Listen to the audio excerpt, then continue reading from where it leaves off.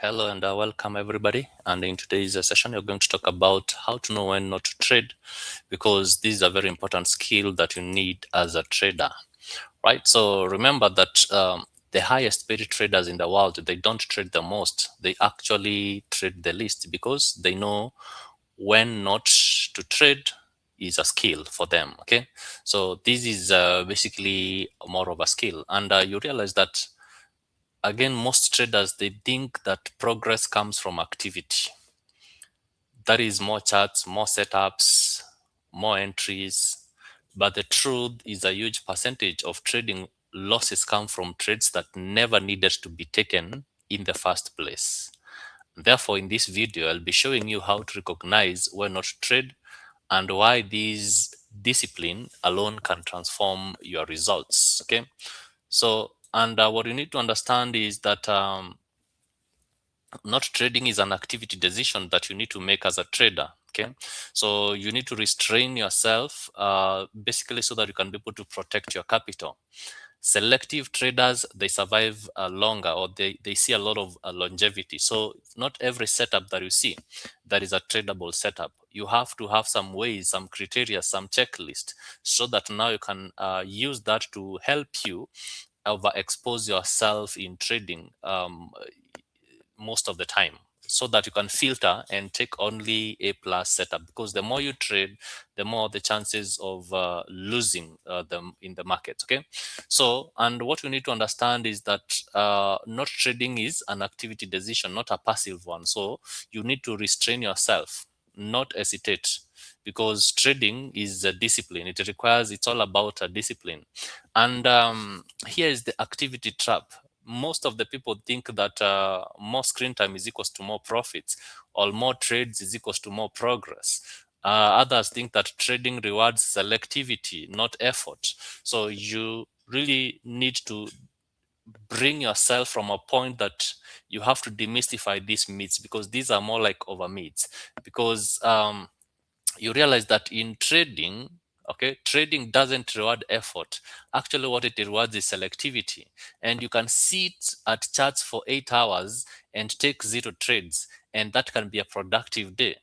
If there was no valid setup, you protected your capital, and capital protection is also performance. All right, so that is what we really need to understand.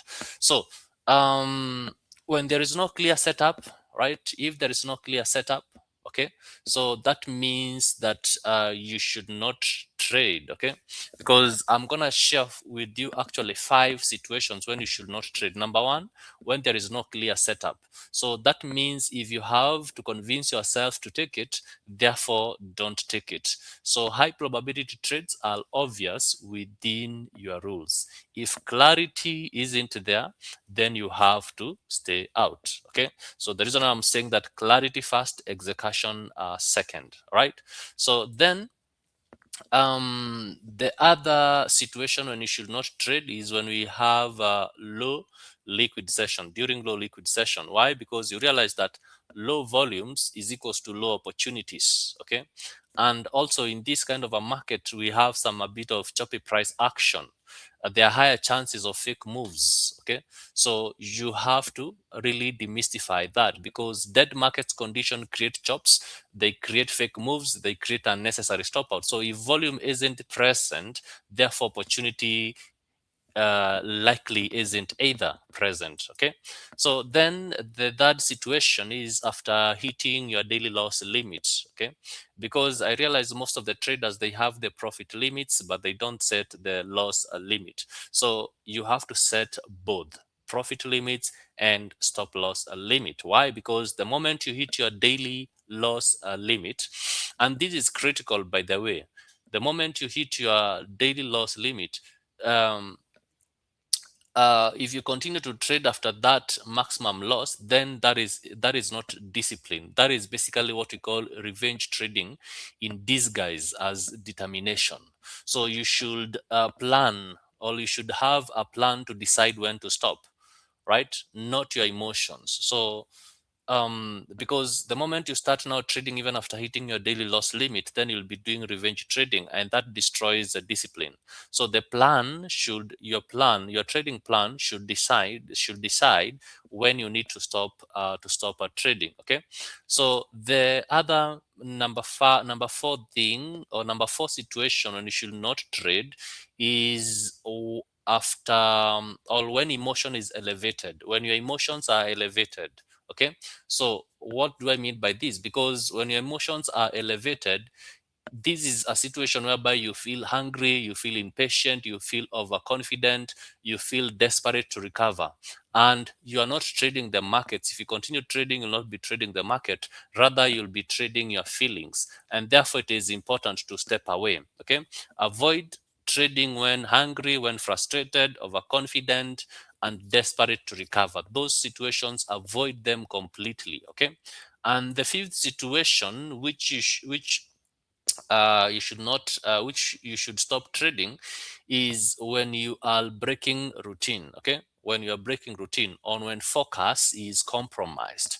Why? Because you realize when focus is compromised, fatigue comes in, distractions comes in, and there is lack of focus. Fatigue reduces decision quality, distraction increases mistakes, and what you need to understand is that trading requires mental clarity. So if you're not trading, or if you're not sharp, therefore you are exposed. So you have to be sharp to recognize these instances: fatigue, distraction, lack of focus. Okay, so, and then there is the psychological power of sitting out. Okay, the power of sitting out, because it is important for you to sit out. Like we said, waiting is part of trading. So if you are waiting for an A plus setup, therefore it's part of waiting. And the good thing is that you're protecting your capital instead of jumping into each and every trade. So what you need to realize that um, these are the most here is what most of the traders, they don't really understand, that every unnecessary trade weakens the confidence. Okay, so every unnecessary trade weakens the confidence, and the reason why I'm saying that every avoided bad trade will help you now strengthen that confidence. It will help you strengthen the discipline. Okay, so when you say no to a marginal setup, okay, so you reinforce a discipline. Okay, when you force one, you reinforce impulsive trading. Okay, and you need to realize that every force trades, definitely they will weaken your confidence. They will weaken your confidence. When you force those trades, they will reinforce your impulse. Okay, and the key thing here is that consistency is built by subtraction, not addition. Okay, consistency is built by subtraction and not addition. What I mean is that more trading doesn't equals to consistency. Okay, so consistency is whereby you are filtering those particular setup, you're reducing your frequency of trading so that you can only focus on A plus setup. Okay, so, and reframing missed opportunities. All right, what do I mean here? That price will move without you, and that should be very normal with you. Okay, don't start trading from a point of FOMO. So when price moves without you, understand that's normal. Missing a trade is not a failure. All right, forcing a bad trade to avoid missing one, that's now what is a failure. The market offers endless opportunities. They'll always offer you endless opportunities. If you miss one opportunity, then you'll still get another one. Your capital does not offer endless opportunity, and therefore patient preserves optionality. Okay, preserves optionality. So if forcing trades, it's very expensive because you are likely to to to to start trading low quality setups. Okay, so, and why am I sharing this? Because you understand that myself, I used to think before that not trading meant I wasn't progressing. I've also shared a story with you guys. When I started, I actually wanted to see more of trades running in my MetaTrader 5.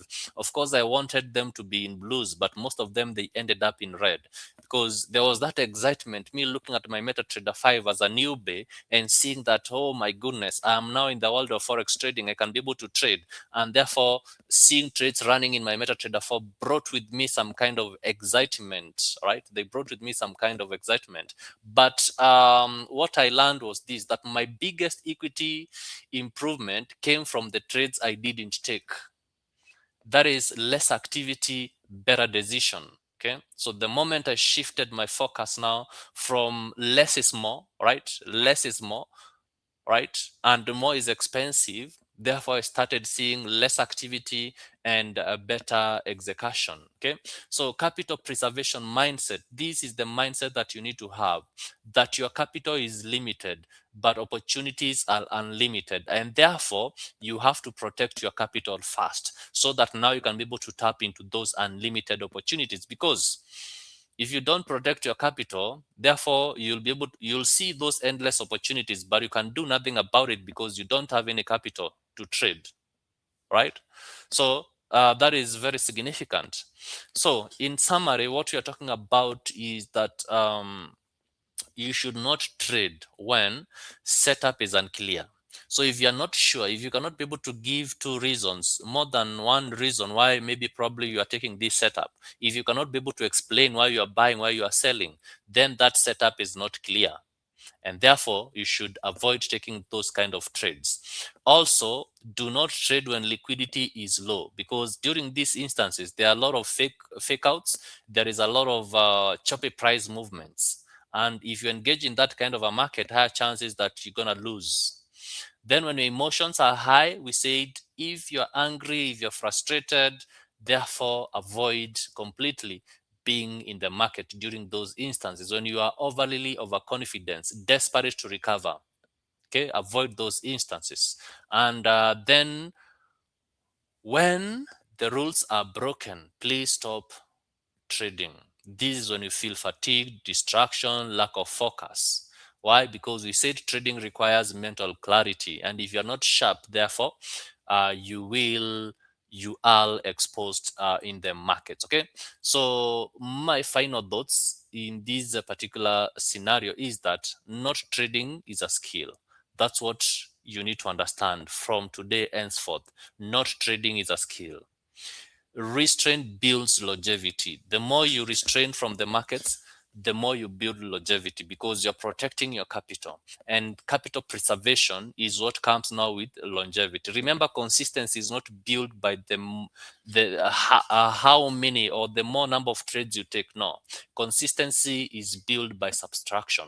Okay, so you reducing, if you used to take maybe probably 10 trades in a day, you have to subtract that, you have to reduce that maybe probably to one trade.